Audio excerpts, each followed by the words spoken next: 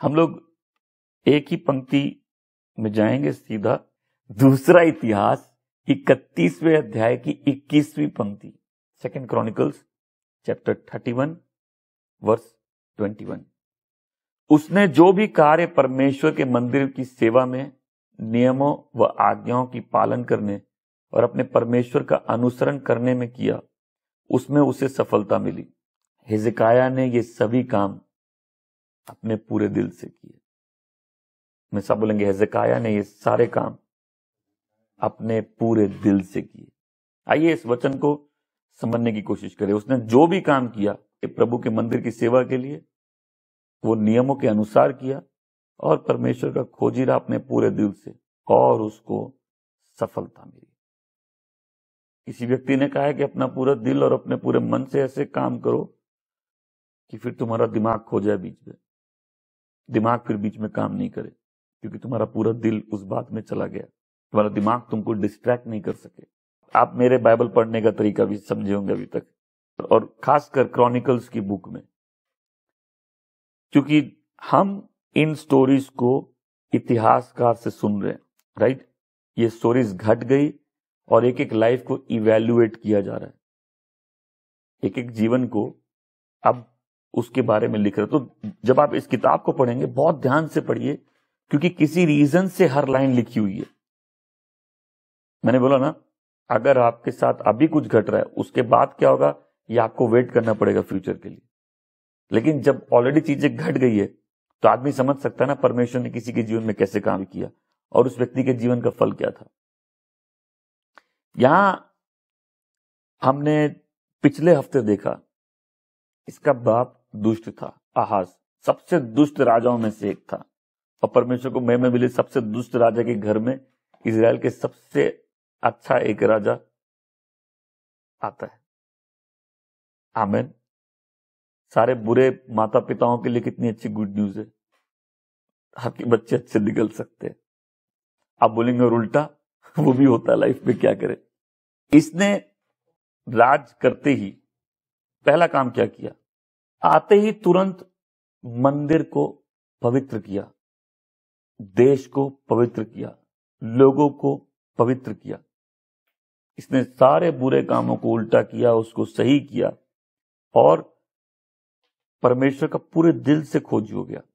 अब हम लोग इसकी लाइफ के बारे में एक और लाइन, उसने जो भी काम किया प्रभु की सेवा के लिए, उस नियमों के अनुसार किया और पूरे दिल से परमेश्वर का खोजी रहा, और उसको सफलता मिली। पूरी अर्नेस्टनेस के साथ, मतलब सिंसियरिटी के साथ, अच्छे मन के साथ, उसका जो कन्विक्शन है वो इंटेंस था। उस पर्पस के साथ उसने पूरा एफर्ट लगा के उस काम को किया।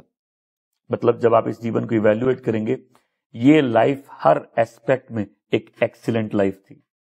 ये जीवन हर मायने में एक एक्सीलेंट जीवन था।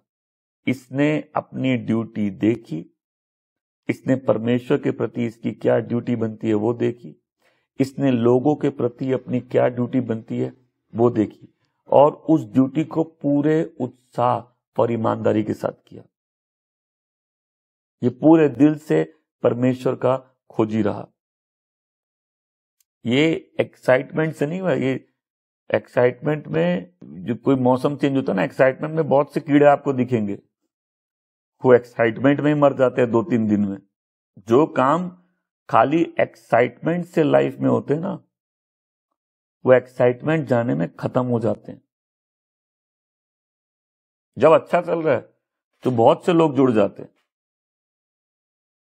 जब उत्साह आता है बहुत से लोग जुड़ जाते हैं, लेकिन जब उत्साह जाता है बहुत से लोग चले भी जाते हैं। तो ये इसकी लाइफ का ये एस्पेक्ट खाली एक ऐसा नहीं कि आदमी उत्साहित हो गया, एक्साइटेड हो गया, नहीं। ये जो कुछ भी इसने किया, ये इसके हार्ट के डीप कन्विक्शन है। हाथ से पहले दिल, मैं सब बोल हाथ से पहले दिल। आप अपने हाथों से जीवन में क्या निर्माण करोगे, उससे पहले दिल आता है कि दिल में आदमी के क्या है। काम सही नहीं होते क्योंकि दिल सही नहीं है। आदमी हार मान जाता है क्योंकि दिल सही नहीं है। आदमी पलट जाता है क्योंकि दिल सही नहीं है। इसके जो काम थे ये इसके डीप कन्विक्शन के कारण है, इसके हार्ट में परमेश्वर के प्रति प्रेम के कारण। वचन क्या कहता है कि इसने जो कुछ भी किया अपने पूरे दिल से किया। हालेलुया। ये परमेश्वर का खोजी था। कितनी अच्छी बात है जब कोई परमेश्वर को दिल से खोजने लग जाता है। हालेलुया। जब किसी के दिल में परमेश्वर के लिए इतना प्रेम होता है कि अपने पूरे दिल से परमेश्वर का खोजी हो जाता है। आप बोले परमेश्वर को कैसे खोजते? हम लोग जो आज ये कर रहे हैं ये भी परमेश्वर को खोजना है। आराधना में और गहरा जाना, वचनों से उसको और जानना, अपने जीवन को उसके हाथों में और देना, उसके राज्य के बारे में और समझना, उसकी इच्छा पूरी करना, ये परमेश्वर का खोजी आदमी ऐसे ही होता है। और कितनी सुंदर चीज है जब कोई अपने पूरे मन से परमेश्वर को खोजने लग जाता है। वचन भी तो कहता है तुम सबसे पहले परमेश्वर की राज्य की खोज में लग जाओ, पूरे दिल से उसकी धार्मिकता और उसके राज्य की खोज में लग जाओ। Heart before hands. इसने क्या किया वो बात की बात है, कैसे किया? अपने पूरे दिल से किया। आमेन। कोई बैकसाइड होता है, कैसे होता है? अपने दिल के बुराई के कारण होता है, अपने घमंड के कारण होता है, अपने मन में आए हुए पाप के कारण होता है। इसने पूरे दिल से परमेश्वर का खोजी हो गया। इससे बड़ा कोई परस्यूट नहीं होता लाइफ में। लोग बोलेंगे आप बेवकूफ हैं, थोड़ा आप सीरियस होइए तो आपको गालियां पड़ने लगेंगी, क्योंकि दुनिया तो बोलेगी ऐसे बेवकूफ है। लेकिन इससे ऊंचा कोई परस्यूट नहीं है लाइफ का कि अपने बनाने वाले सृष्टिकर्ता की खोज में आदमी रहे और उसको पूरे दिल से खोजे। एक बात बताइए, मान के चलिए बहुत बड़े करियर आपका, जब बम गिरेगा ना मिसाइल घर के ऊपर, आपका करियर आपको नहीं बचाएगा, पॉकेट में आपका पैसा नहीं बचाएगा, कितना धन है आपके पास, कितना वैभव है, कुछ नहीं बचाएगा। मृत्यु सब चीज को समान कर देती है। जैसे मिसाइल गिरती है ना, कितनी भी ऊंची बिल्डिंग हो सब बराबर कर देती है, तो मृत्यु सब चीज को बराबर कर देगी। मूर्ख और ज्ञानी दोनों मरेंगे, लेकिन दोनों का अंत एक जैसा नहीं होगा। जब हम लोग अपने अनंत काल को अपने आंख के सामने रख के जीना चालू करते हैं, हम समझदार बन जाते हैं। आत्मिक व्यक्ति वही है जिसको कब्र के बाद का जीवन भी सामने आंख के। सांसारिक व्यक्ति वो है जो सिर्फ अभी के लिए जी रहा है। आप लालच में किसी से पैसे ले लो, किसी को धोखा दे दो, किसी का लोन ले लो, किसी का वो कर दो। ये कब्र के पहले और कुछ दिन तक, कुछ महीनों तक, कुछ साल तक आप अपनी इच्छा कर सकते हो। सांसारिक व्यक्ति अभी के लिए सोचता है ना। जब कोई अपना ईमान बेचता है, जब कोई पाप करता है, जब कोई झूठ बोलता है, जब कोई संसार की रीति पे चलता है, वो किस लिए चलता है? वो अभी को देख रहा है। आत्मिक व्यक्ति अभी को नहीं देख रहा, खाली वो आगे आने वाला समय भी देख रहा है। वो पूरे दिल से परमेश्वर का खोजी हो गया।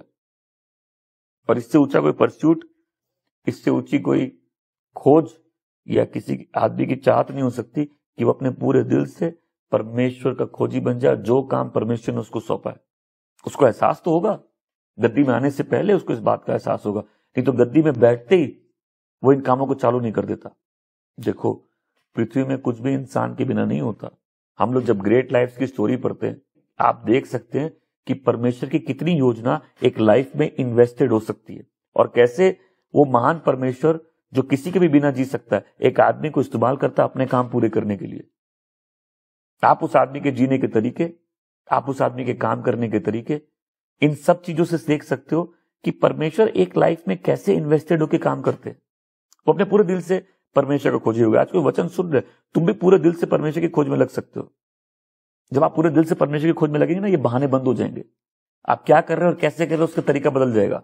कुछ लोग परमेश्वर से छुप रहे, ये परमेश्वर को खोज रहा था। कुछ लोग छुप रहे, क्यों छुपते हैं? अपने गिल्ट के कारण, अपने पाप के कारण। बाइबल में ऐसे बहुत से लोग जो छुपे थे। आदम छुपा था, कहां छुपा था? पेड़ के पीछे। कभी आपने बचपन में बच्चे को देखा है जब छुपा छुपी खेलते हैं, वो कोई भी चीज के पीछे खड़ा पूरा दिख रहा है। मतलब अगर एक कोई इतनी छोटी सी चीज है उसके पीछे जाके खड़ा हो जाएगा, उसको लग रहा है वो छुप रहा है। और माँ बाप कैसे हंसते। आदम इतना समझदार था, उसने सारे जानवरों को नाम दे दिया, लेकिन परमेश्वर से छुपने के लिए पेड़ के पीछे गया। जोना जब परमेश्वर की इच्छा से भाग रहा था, वो भी तो छुप रहा है परमेश्वर से। परमेश्वर को पकड़ते कैसे? परमेश्वर अपने जीपीएस में उसकी लोकेशन पहले निकालते हैं, आदम कहां छुपा? पेड़ के पीछे। जोना कहां छुपा? तो जहाज में दूसरे डायरेक्शन में जा रहा। प्रभु कैसे पकड़ते उसको? तूफान आता है और सब जहाज में प्रार्थना कर रहे अपने अपने देवताओं को। देखो, पुराने समय के लोग भी इतने समझदार हैं कि जब प्रार्थना के जवाब नहीं मिल रहे तो कोई गड़बड़ी है, उनके देवता भी यहां फेल हो गए। तो वो जाते हैं नीचे, वो आदमी सो रहा था। मुझे, तुम कौन हो? बोला, परमेश्वर की दास है, हमको वहां भेज रहे, हम यहां जा रहे। तो उस तूफान को रोकने का एक ही तरीका क्या था? जोना को जहाज से बाहर फेंकना। आपको नहीं मालूम, आप कुछ लोगों को अपने जहाज से बाहर फेंक दोगे, जहाज रूपी जीवन से आपके जीवन में जो तूफान है शांत हो जाएगा। कि मैं बताता हूं, सुनो बात सुनो। जो परमेश्वर का दुश्मन आपके करीब है ना, जब मिसाइल आएगी आप भी जाओगे। ऐसा तूफान था जो थमने का नाम ली दे। सबने अपने देवी देवताओं को प्रार्थना कर ली, कोई काम नहीं बना। जोना को सॉल्यूशन मालूम था, हमको बाहर फेंको, लाइफ शांत हो जाएगी। मैं बोलता हूं ये छोटी छोटी चीजें हैं, लेकिन ये जीवन में बड़े बड़े बदलाव लेके आ सकती है। एक आदमी उसको ऐसे बोलता है, तेरी आत्मा से भाग के मैं कहां जाऊं? उसको समझ में आया कि भागने की कोई जगह नहीं है।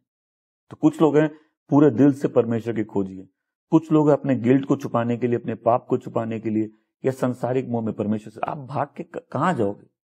आप उस बच्चे की तरह जो किसी ऐसी चीज के पीछे छुपता है। एक तो माँ बाप हंसते भी है, लेकिन एक बार उसको दिखाते भी कि जैसे वो सही में बहुत अच्छी जगह छुपा है। बोले, कहां गया, कहां गया? अगर आप छुपे हुए परमेश्वर से, उससे बच रहे, तो शायद परमेश्वर भी थोड़े टाइम तक आपसे ऐसे ही करेंगे, ओह ये सही में तुम्हारी लाइफ में से बच गई, तुम अपने पाप में शांति से जी पाओगे। लेकिन फिर बू करके परमेश्वर पकड़ ही लेते, है ना? और फिर वो गिल्ट, वो दुख जो खराब समय हुआ, उसका दुख जो जो दिल पे छाया रहता है, वो हावी हो जाता है। परमेश्वर की कलीसिया दुनिया में एक लौती जगह है जहां परमेश्वर जब आएंगे उसकी आवाज सुनेंगे। आमीन। ये तो ऑब्वियस है, प्रभु के घर में आप आवाज नहीं सुनेंगे, उसकी कहां सुनेंगे? तो जब कोई परमेश्वर से छुपता है, क्यों? अपने गिल्ट के कारण छुपता है ना, कि उसको जो मालूम है सही है वो नहीं कर रहा है, तभी तो लोग प्रेयर नहीं कर पाते।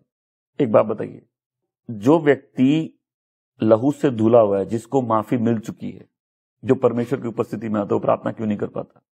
कि उसको मालूम है उसका अंतर्मन साफ नहीं है और परमेश्वर से बचना चाहता है।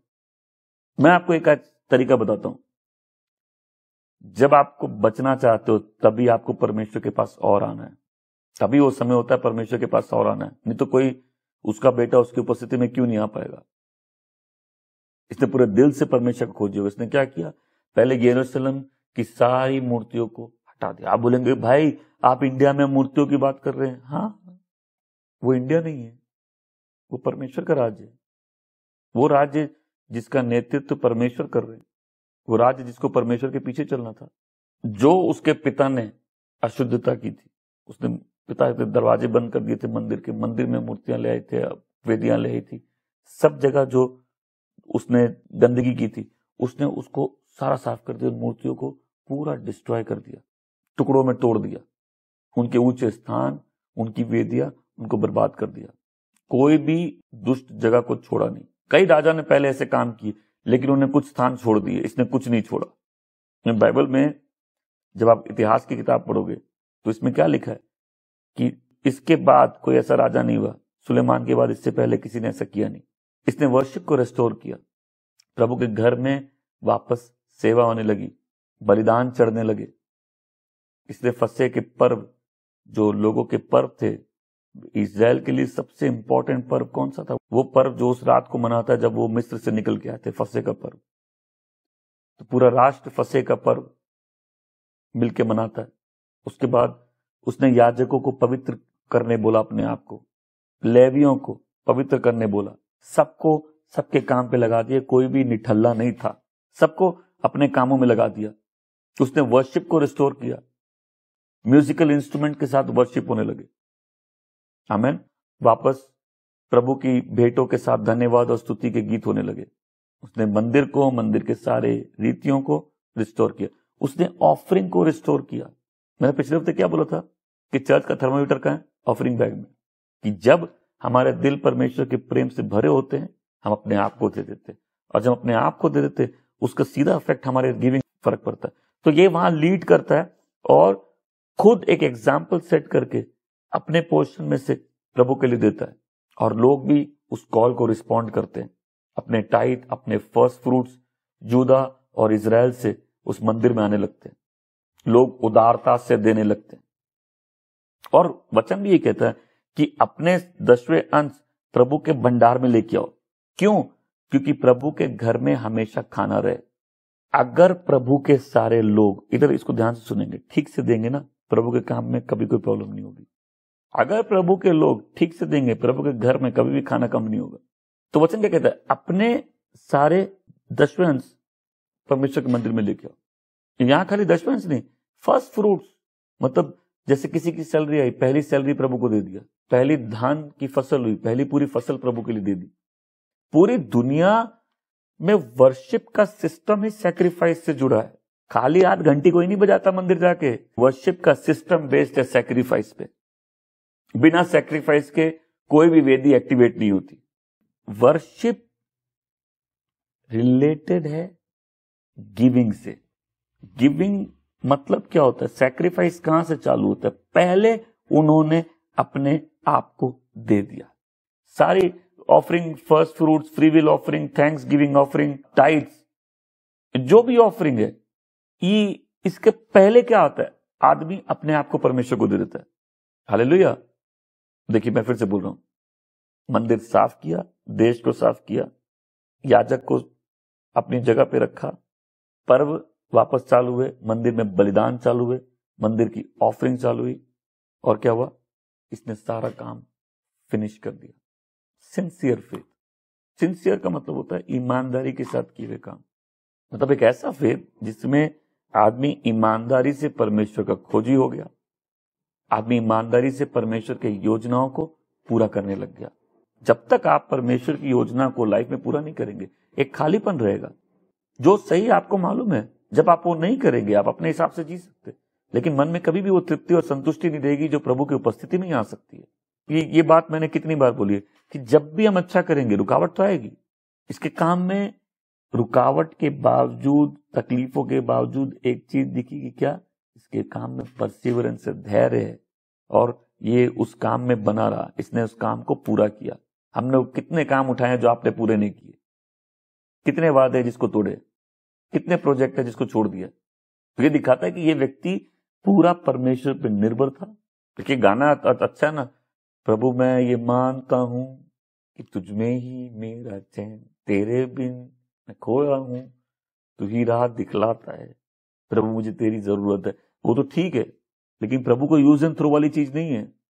प्रभु की जरूरत किसको है? जिनका भरोसा परमेश्वर पर है, जिनका भार परमेश्वर पर है, जिनकी डिपेंडेंस परमेश्वर पर है, जिनकी निर्भरता परमेश्वर पर है, वो कभी शर्मिंदा नहीं होते।